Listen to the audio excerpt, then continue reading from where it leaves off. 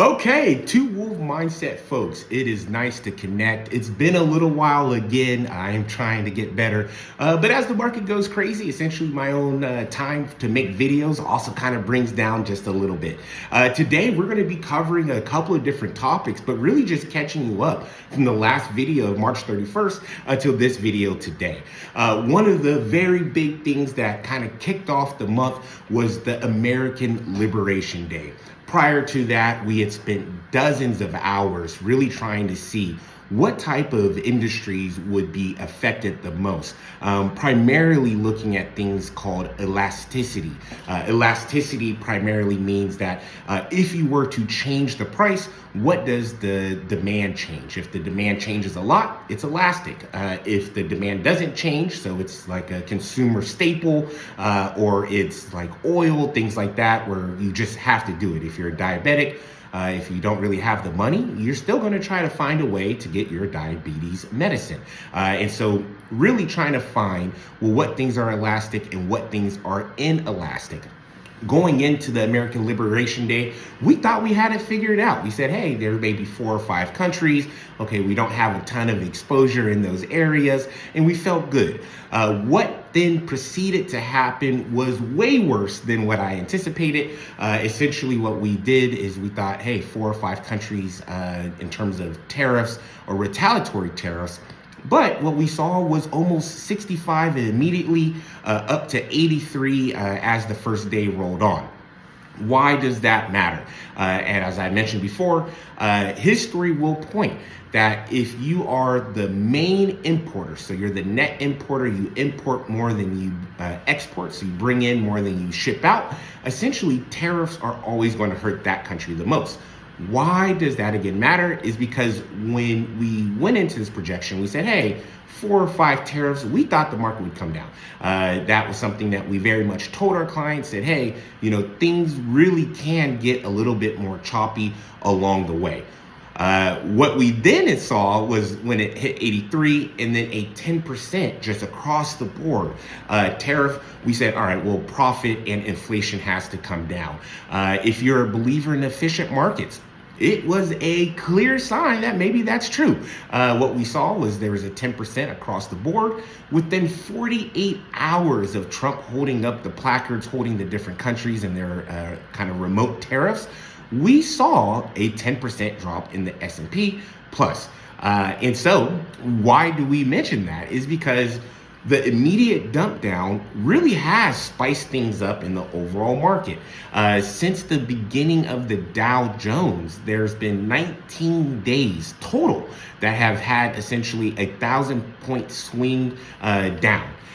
What we've noticed is since April, we've had already 3 of those.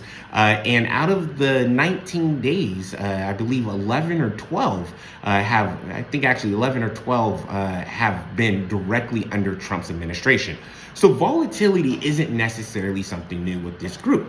But what we do see is that this continuous kind of aggression towards some of our allies or kind of the trading partners has had different results. The first time we saw that when Trump mentioned the word tariff, immediately all the countries said, hey, well, we don't really want to deal with that, so let's just kind of figure this out. What we're seeing now, not just retaliatory tariffs, we're seeing that countries are getting legitimate political boosts from just stepping up and saying we will not bend the knee. Why does that then really complicate things? Is that it really puts us in this gray area of not knowing. When you think of, okay, 4 or 5 different countries, you can say, okay, hey, I believe that in a week or 2, I can make a deal with 4 or 5 countries if I was motivated. When you start to say, okay, 65 or 83 countries, right now the White House said, hey, we've already talked to 34 countries. That is, less than half. And so the question is, well, how long is this going to last? Again, history will show inflation or profits, inflation will go up and profits will historically go down. And so if this were to last, then we would say, okay, well, we don't really think that the market's going to do what we think it's going to do. And so from that, we have saw all types of forecasts really just kind of bringing down expectations. The consumer confidence is down. Kind of the expectation of recession, which going into the year was as close to zero, for a lot of firms is 40, 50, 60% probable now. And so I say all of that to say that it is something that is fascinating where effectively across the world, people are saying, hey, we are not going to bend the knee, or at least not immediately. And so it is kind of in a funny spot. Some of the things that I personally have found to be, I would say, interesting to this point, primarily, one, the intellectual property. Let's just take a step back. What's happening with China is fascinating right now. Essentially, Trump said, hey, we're going to add a 54% tariff. Immediately, China said, we're not going with that. We're going to raise it up. And they just kept going back and forth, back and forth. If you look at where your clothes are made or where most of your devices are made, a lot of it is made in China. So again, really starting to worry about inflation in this mix, but still fascinatingly just kind of following along. Why does that then kind of additionally intrigue me is what we saw, Trump and the president of China, Xi Jinping, was not going to back down. What we saw was that essentially Trump would go up, they would go up. Trump would go up, they would go up. And that's just, it's unique on that side. The thing that I also am following very closely is that China said, well, fine, if you're not going to stop this, there's always been this kind of trope. If you are a manufacturing company, you say, hey, I'm going to go and take my product and make it in China. The thought process historically has been, well, or kind of the stereotype is that they may steal your stuff. If you say, hey, I'm going to be in North America, South America, maybe you find your exact same unit of what you're selling in Africa or in other parts of China. They do try to stay away, but the thought of them stealing has always been kind of a borderline stereotype / half truth around that. Why is that also interesting is for the first time, and I have not been able to find another instance of this, China said, hey, we own the IP that you've given us, meaning that you came here and you said, to make my iPhone, here are the different components and here's how you do it.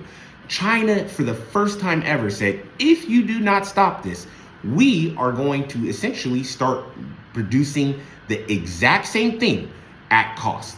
And not just producing it at cost and selling it at cost, but they're actually planning a strategy of saying, hey, we're going to start to come into your direct markets and be your number one competitor at cost.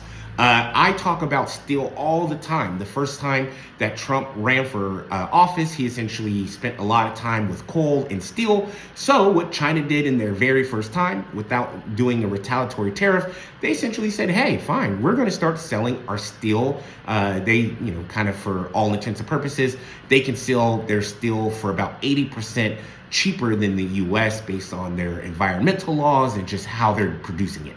And so what happened is we saw two things happen kind of from the last Trump administration to today, is that there became a lot of propaganda. China steel is weak. Other countries shouldn't buy China steel, it'll collapse. Other countries absolutely just ignored it, said, all right, well, we'll take the chance. We like the cost. We may even buy extra now just to make sure that we're reinforced. That was kind of the narrative outside of the US. Inside the U.S., we try to push our steel sales up. Some of the stories that we came up with, Tupperware and plastic are bad. It's, a carcinogen, water bottles are bad. And the replacement that was really kicked out was steel water bottles, steel Tupperware, steel plates, or kind of the cooking utensils, things like that. And so what we saw was that happen and it did not work. To this day, our United States Steel Company is still bankrupt. They're trying to sell it and it just hasn't worked. And so now for China to say, hey, not only are we going to not just produce what we could already do, but we're now going to produce the exact same thing and be your competitor, that is scary. And it really kind of boils up a question that I've asked a lot of my peers. If you knew that essentially this was happening and this was the cause, would you buy it? And I've gotten mixed results. I think the hard part is that if, and I talked to my barber about this, he mentioned very clearly, hey, I wouldn't do it. You know, that's war. I'm Team America. And I asked him, well, how much are your clippers? The clippers are currently $400. I looked at the same clippers already. The price has gone up. So this is not really a hypothetical of, well, what if the price goes up? No, like quite literally, the price has already gone up. Now you compare that to China. So his clippers are made in China. If they start to sell the same clippers for $75, what would you do? For me, you know, I believe I'm the most American, Nigerian American that you can find. I believe in the overall kind of plight of this country. But at the end of the day, you know, I'm a consumer, and I personally would probably buy the cheaper good. We have already tested this. There's a gentleman, and he's selling things online. 26,000 people went to his website, so a fairly big sample size. And he said, hey, you know, this product is going to cost more if I make it in America. And the only difference in product, the only difference is that one says made in America, one says made in China. Everything else identical, but the price is also different, right? So the product itself, the same, price significantly different. Not one person actually went and bought the thing that said made in America. And so you can say, oh, you know, that's just right now, but it's very telling of where we're headed. And so this, I would say, from the Chinese and US relations, really is probably one of the most exciting things that we've seen in a while. Not necessarily exciting from your investments are safe, but when we look at history, these points really only boil up. And so we're very curious of who's going to be the first person to call chicken.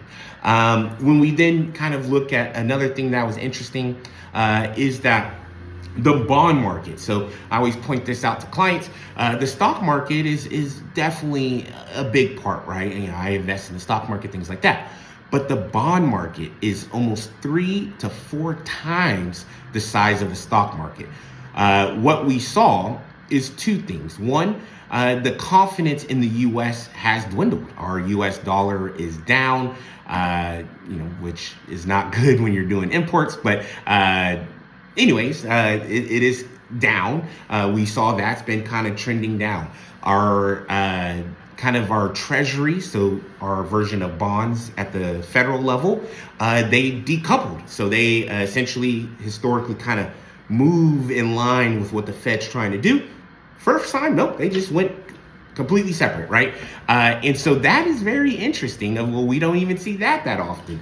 In the months prior to Trump taking the office, we were somewhat in an inverted yield curve. At one point, we kind of went out of an inverted yield curve, meaning that inverted just means that your short term, you're getting more money than your long term.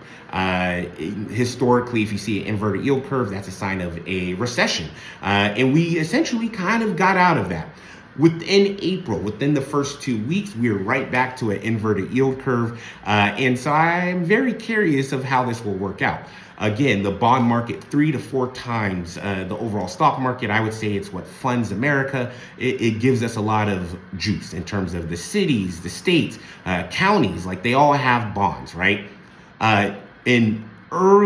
So right before Trump called it out, there's a firm in Japan. Now, there's different speculations of, you know, how much was it them versus Trump just saying, well, maybe I should try something else. But essentially, there was a firm in Japan that was extremely leveraged to the overall treasury, meaning that they were 60 to 1. So for every $1 that they had in treasury, they essentially, or for every $1 in real life, they had $60 in treasury. They started to sell them. They said, hey, things are getting way too shaky. We don't like how this is going. And they started to sell the overall treasuries. Overnight, our bond market really started to shake. There's some different metrics that we kind of follow. And I would say that all of those metrics at some point kind of got triggered of, hey, like this is not going where we want. And the next morning, Trump essentially said, hey, 90-day pause. And so, you know, there's a lot going on from that perspective. But what we've seen is since the 90-day pause, the Chinese have not backed down. They said, hey, we didn't start this. We are not going to stop this. And so because of that, they still are very much moving forward with kind of the production of the competitors, and they're gearing up for that now. The other thing that I also kind of find a little interesting is that we're officially, or unofficially, should I say, we have an embargo on China, or to a small degree, essentially saying, hey, if you come in here with a Chinese vessel, 98% of the vessels or ships right now on the ocean are built in China. So if they're saying, hey, you come here with that, we are going to charge you anywhere from $1 million up to $10 million. There's different numbers that have been kind of reported, but at 1.5 does seem to be kind of the 1.5 million does seem to be kind of the agreed upon amount that these are going up in terms of just purely docking there to get things out. Why does that matter? Is because now we're talking about a potential supply chain issue, where before it was like, okay, I personally, big concern about inflation. Just historically, you add tariffs, the person says, hey, I have a tariff, I'm just going to move this cost over, and that's what it is. You know, there's no situation that you can point to where that does not happen. And so if inflation goes up, I always point this out, not to be political, but Joe Biden's very first act of president in terms of what did he actually get passed an executive order, quite literally was the Inflation Reduction Act. And so I always have to point that out for context, because there's a lot of people saying, well, no, Biden caused it. And it's like, well, maybe he didn't help it initially, but he did not cause it, right? Quite frankly, tariffs did. And what's even concerned is that when we first saw these tariffs, it was for 3, maybe 4 countries, you know, kind of around that. Now we're essentially 20, or what's that, 15x that amount. My apologies. We are 20x that amount. And so we're seeing all of these countries starting to try to navigate this, right? The unofficial embargo, which, you know, if you were to look at official embargoes on countries, all but 1 or 2 have led directly to war. You would say, hey, there is an embargo placed here. Within 2 years, there's normally a war. So, hey, if you're into the defense industry, now may be your time. To kind of wrap this up, kind of bouncing around a little bit, but essentially we're seeing just kind of historical things happening in real time. The volatility is up. The tariffs are still there, or at least kind of in the wind. And what we're seeing, and I've never seen this before, again, I'm in my 30s, but I look at it from a historical lens generally. What we'll see is that we've never really even seen a time period where quite frankly, the CEOs are coming out saying, hey, I have no idea where this is going to go. We have not seen that. You know, historically, it's like, hey, we want to go this way because this is where we expect things. I think American Airlines or Southwest, one of the airlines, not only, so all CEOs essentially have said, hey, our profits were expected to be here. We don't think that anymore. We're bringing them down. Across the board, I don't think there's been any company that hasn't revised their overall when you look at the Fortune 500s. But now they're also giving kind of worst case, best case scenario. And because there's just that much uncertainty. That kind of brings me down to my last point. Well, where do I think, or what's the forecast? Jerome Powell, the Fed chair, essentially said, hey, we're not in a great spot. You know, inflation's going to come back. It's going to be more than what we anticipated. And inflation ultimately disrupts the chain of things. And so Powell, not in a great spot. When Trump said, hey, we should fire Powell for that, our bond market really started to come down, because one of the mandates, or why does the U.S. seem to have such a strong market, is because we have kind of a dual mandate. One, they're focused on inflation and growth and opportunity, essentially. But then there's another little piece that the world really values, and it's that they're independent. And when the independence really started to kind of dwindle of, well, hey, maybe he gets fired. Maybe Trump puts someone in who will start cutting down. That now everything's in array. And so there's something called the Sell America trade. This is something in the last 30 years, we've never seen this. 40 years, never seen it. But that is the trade right now, where people are saying, hey, maybe I should start selling some of my US equities and reallocating, right? That's something that we've done within our own portfolio. Yesterday, Jamie Dimon himself, he's kind of, I would say, a very listened to voice in Wall Street. He's the CEO of JP Morgan. And essentially, he came out and said, hey, best case scenario is we go to a quick recession and rebound. He didn't even touch on, at least publicly, what his worst case was. And so that's also throwing out a little bit of a wrench. And then the last thing is PCI's views. Pacific Canyon Investment. We think that if you're in the short term, you should definitely be looking at, well, when do you really need your cash and how much, or what's the tolerance to be able to see it kind of go up and down. Long term, still feel confident about the overall market. I do believe the market is bigger than Trump. But yeah, I mean, there's a lot of interesting things happening right now. And so that's kind of been the last month of things. We saw some crazy down days in my own portfolio, added SQQQ, which essentially is shorting the market. We've taken that out since then, but we've added that. I had to even check with my own compliance. Hey, can I do this? You know, I wasn't even quite sure. And so I say all of that to say that it's a fun time to be an investor in terms of we're experiencing things that people have either said outright doesn't work, or things that have led to war, or things that really could end up in this kind of price scenario where China's selling a lot of the goods. You know, we have an Apple iPhone. Imagine if they create a Peach e-phone, you know, but it has all the same things. You know, would you buy it?